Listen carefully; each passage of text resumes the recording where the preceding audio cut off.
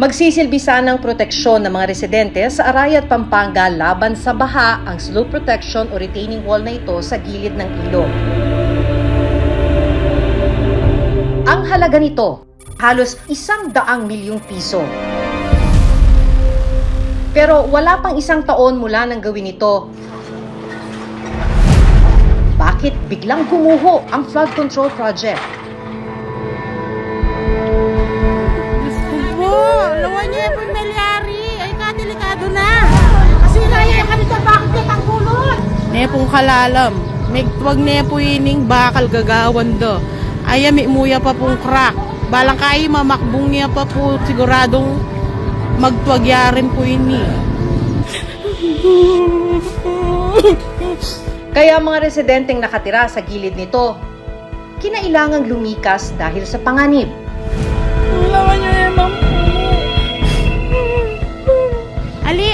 ali na kayo pamatutod ken, delikado po to. Pating balay manakbag. Nawagan kami po, kaya tang ginawa, Diyos ko po sa masa niya, makakalunos na po rin tao keni. Karakal na po madamage. Yung design ninyo, bakit gumuho ng ganito? Sayang po tong project, no? Sayang yung pera. 100 meters ang haba ng retaining wall na ito. Itinayo para hindi bumaha dito sa bayan ng Arayat sa oras na tumaas ang tubig sa ilog. Pero matapos lang ang higit isang taon, gumuho na ang bahaging ito ng retaining wall. Sa bayan ng Licab, Nueva Ecija, isang flood control project din ang nasira sa kasagsagan ng Super Typhoon Pepito. Ang halaga nito mahigit 47 million pesos. Dahil sa pagkasira ng proyekto, lumubog ang buong bayan at nawalan ng hanap buhay ang ilang magsasaka. Nasira nga itong party na to na lahat ng tubig dito sa amin umuho. Ang bawat proyektong ito pinontohan ng pera ng bayan. Kaya dapat lang na magsuri at magtanong, nasaan ang pera?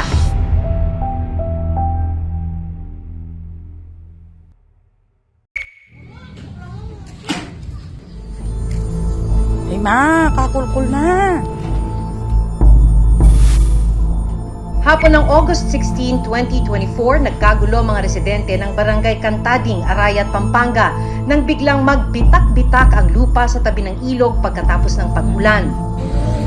Ang rin yung grabe. Mas grabe po niya ini.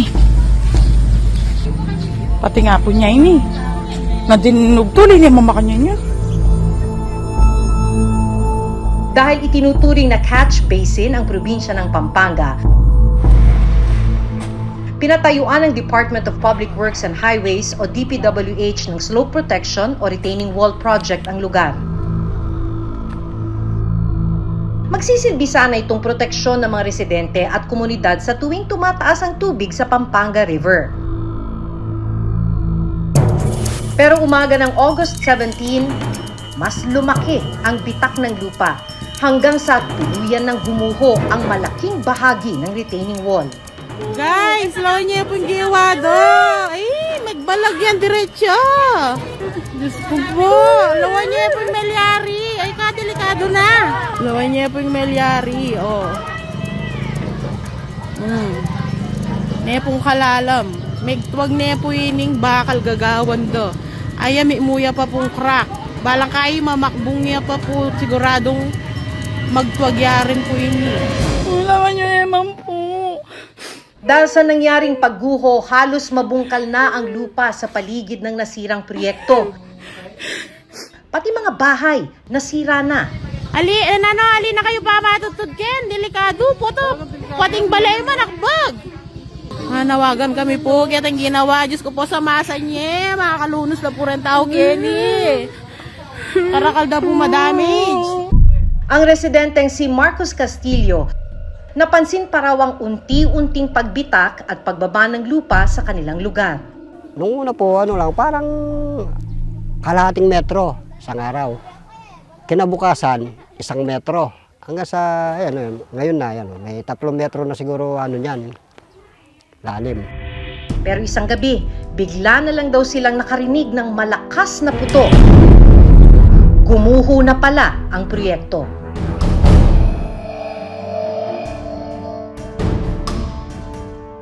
Yan pala yun, yung napuputol na konkreto. Tsaka itong mga na to, bakal, yung mga tubo na yan. Yung po pala yung pumuputok.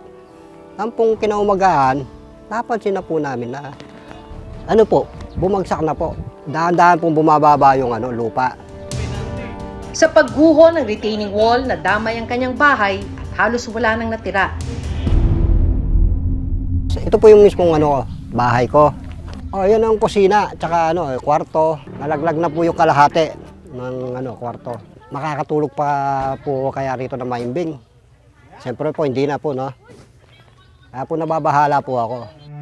Sobrang bigat po. Siyempre po, dito na po ako lumaki at nagkapamilya. Hindi naman po basta-basta iiwan ko po itong lupa kong to. Sa dokumentong nakuha ng reporter's notebook mula sa DPWH, nakasaad na nagkakahalaga ang retaining wall ng 91.6 million pesos. February 2023 nang simula ng DPWH ang proyektong Flood Management Program, Rehabilitation of Flood Mitigation Facilities within Major River Basins. Idineklara itong 100% completed noong October 2023. Nagmula ang pondo sa General Appropriations Act o GAA o Kaban ng Bayan. Pero wala pang 1 taon, gumuho na ang proyekto. August 19, 2 araw matapos ang pagguho, pinuntahan ng reporter's notebook ang nasabing proyekto.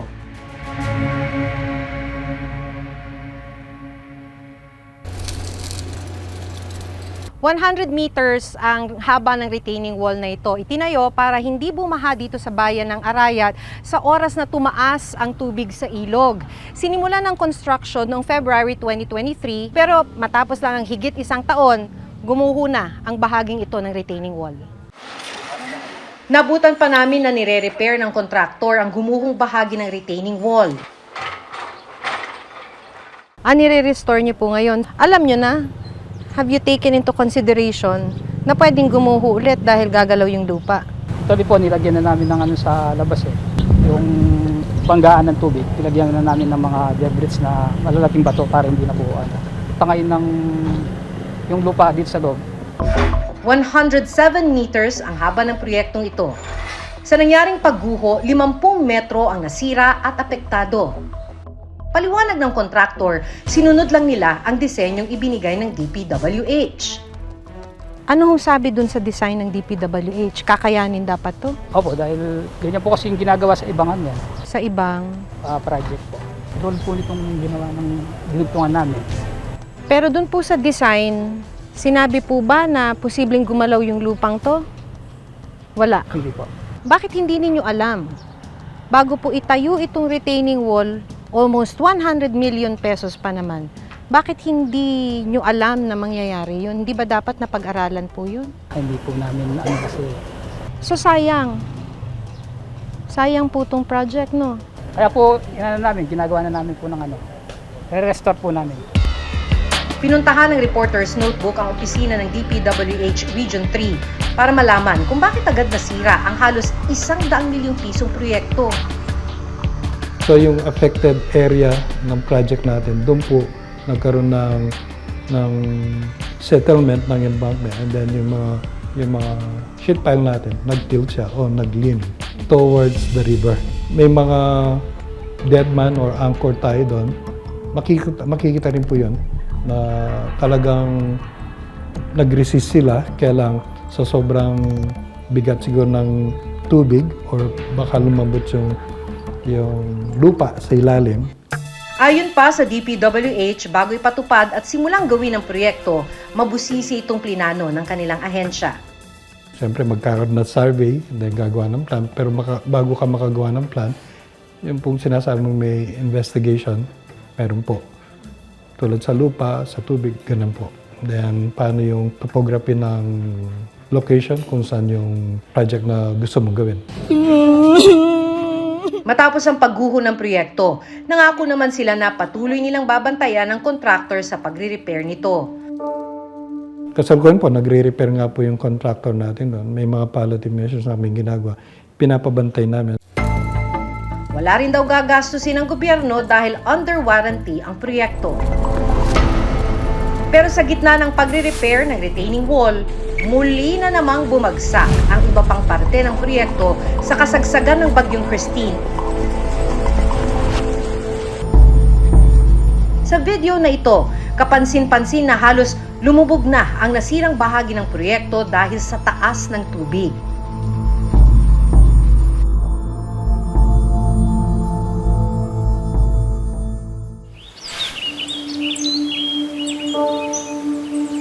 Muling binalikan ng Reporter's Notebook ang lugar. Ang dating nakalundo na retaining wall, tuluyan ng bumigay at halos dumapa na sa ilog.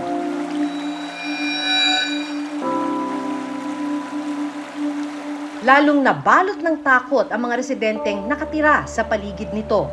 Siyempre natatakot kami. But yung Christine ba yun? Yung lumipas kami doon. Gumuho siya. Parang may pumutok. Tapos nung dumating yung baha, umiga siya. Kasi bumagsak yung mga bahay dyan eh. 3 buwan matapos ang pagguho ng retaining wall, ito na ang itsura ng bahay ngayon ni Marcos. Bumagsak na ng tuluyan ang kanilang kusina at kwarto. Bumababa yung lupa, ayan, bumagsak siya, sumunod yung, yung bahay. Siyempre, ayan mo, may natira pa pong konti. Nagdesisyon na rin silang mag-asawa na pansamantalang umalis sa lugar. Siyempre po nangihinaya ako dahil po yung lalo na yung nakikitira lang po kami. Iba po yung talagang sariling bahay. Naghihintay rin po ako na matapos po yan para makabalik po kami rito. Muli naming kinuna ng panayam ang DPWH Region 3. You've mentioned before, sir, na babantayan po ninyo at ongoing po yung repair. Pero sir, ano po ang nangyari? Bakit po bumagsak na naman po yung project na yun? Ang nagiging problema pag dumadating ang tubig. Like for example, yung Pepito, kapag lumalaking tubig, hindi namin magagawa yung repair. So, mostly kapag bumaba po siya, doon kami nagre-repair. Ginagawa namin, minamadali namin para ma-protection ng kagad yung mga tao. This one, hindi lang nagatok, hindi lang... Ipinakita namin sa isang eksperto ang nasirang bahagi ng retaining wall. Ayon sa kanya, Pwede talagang gamitin yung sheet pile. Appropriate material siya as slope protection. Ang question, tama ba yung pagkakadesign? Thickness ng bakal na ginamit, yung layout niya, yung lalim na nakapenetrate sa loob. The way I look at this, from this point of view, malapit na to, delikado na rin dapat i-protect. mahalaga rin daw na muling mapag-aralan ng disenyo bago gawin ulit ang proyekto. I-review yung previous design which failed. Tapos involved din yung ibang discipline. Hindi siya dapat nagkaroon ng failure kung tama yung design considerations. May additional design po doon. Suggestion po nga, maglalagay ng perforated pipes. Mga butas, may butas po yung pipes sa ilalim po. Para yung paglambot ng lupa, nung kagaya ng dati, maiwasan po yun. Ongoing po yung trabaho doon. So, kung titignan po ngayon, nasa within 40% na po tayo sa paggawa. Sinisiguro din nilang wala pa ring ilalabas na pondo sa pagpapagawa ng muling nasirang bahagi ng retaining wall. Under warranty po yan. So, yun po ang ginagamit nating parang pondo. Taken into consideration po lahat ng mga nangyari po dyan. Sa bayan ng Licab, Nueva Ecija, isang flood control project ang itinayo ng DPWH. Itinuturing na catch basin sa Nueva Ecija ang Licab.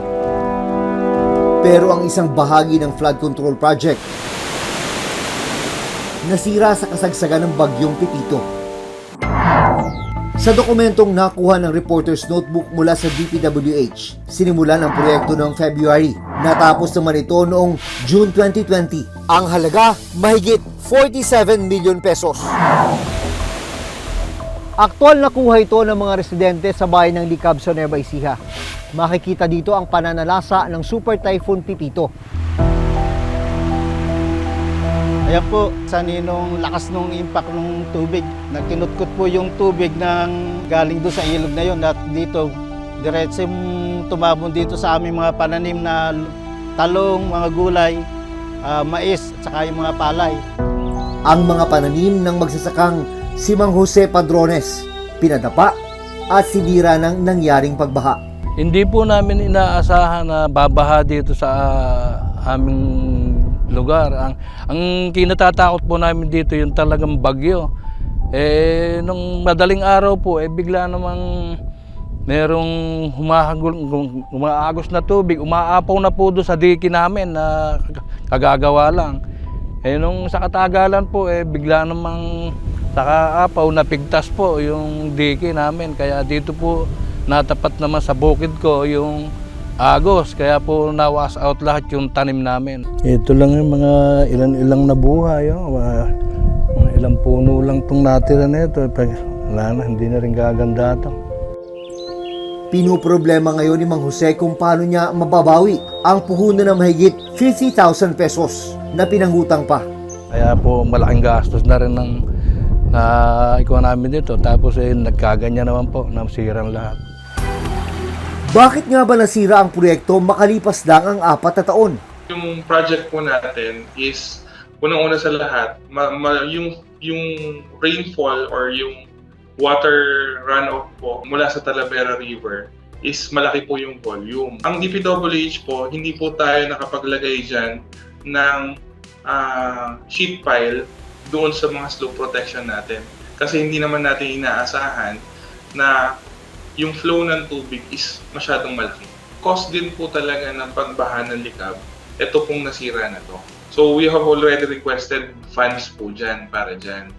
So hintayin lang po namin na ma-release po yung fund para ma-rehabilitate po namin yung dike.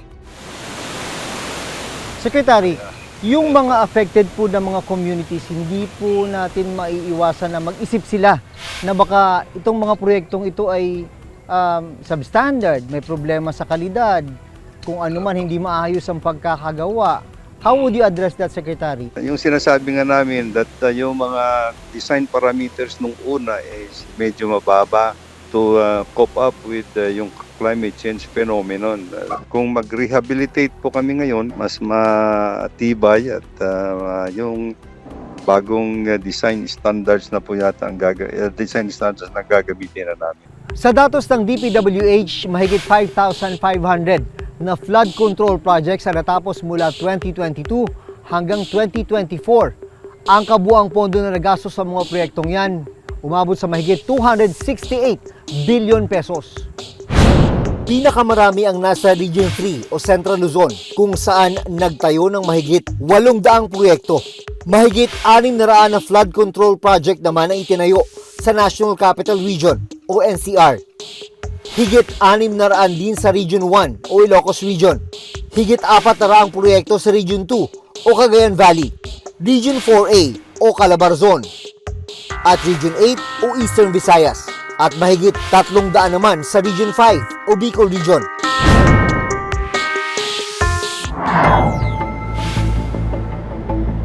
Pinuntahan din ng Reporter's Notebook ang ilang flood control project sa NCR, tulad ng matatagpuan dito sa Binondo, Maynila.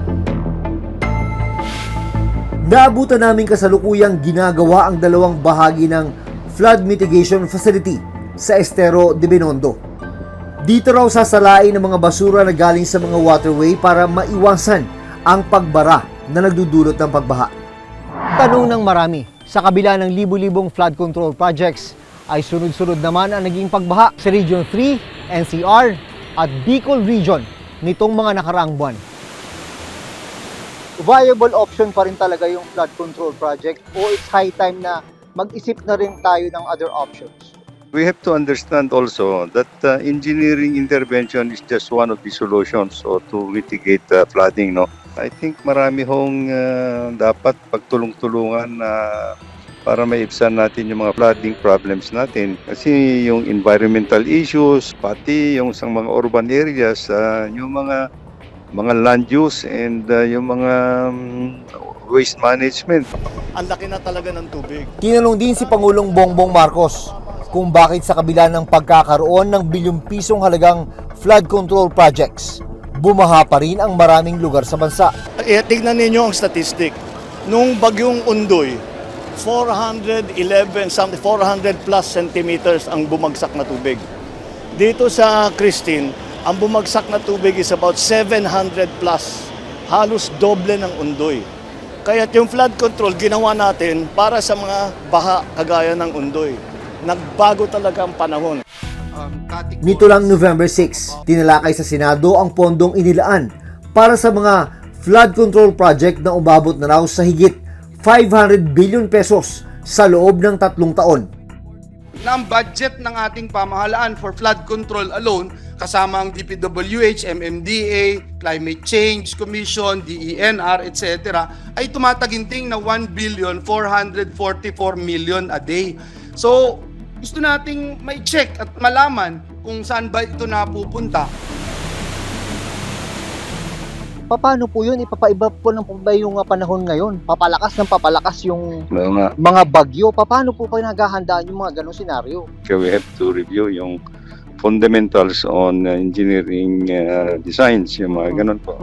Siguro dadagdagan po namin yung mga parameters namin to make yung mga projects namin more resilient at para sa climate change phenomenon. Kung ginagamit namin 25-30 years return period noon, siguro gagamit kami ng 50 years return period.